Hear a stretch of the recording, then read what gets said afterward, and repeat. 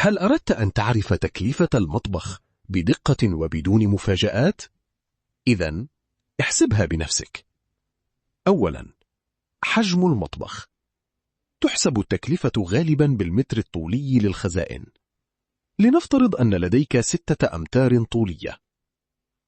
ثانيا، مواد التصنيع. تختلف بين الخشب والألمنيوم والمواد الحديثة. ولنفترض متوسطا قدره 1000 درهم لكل متر طولي. إذن 6 في 1000 يساوي 6000 درهم.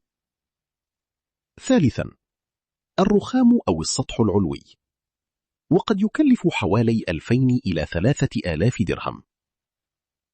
رابعا، التركيب والتشطيب، مثل المفصلات والأدراج واليد العاملة، وقد تكلف حوالي 1000 إلى 2000 درهم. والآن النتيجة النهائية: 6000 زائد 2500 زائد 1500 يساوي حوالي 10,000 درهم. والصدمة؟ اختيار مواد رخيصة قد يجعل المطبخ يتلف في مدة قصيرة. لذلك الجودة في المطبخ استثمار لسنوات. هل تريد أن أحسب لك تكلفة مطبخك؟ اكتب الحجم في التعليقات أسفل.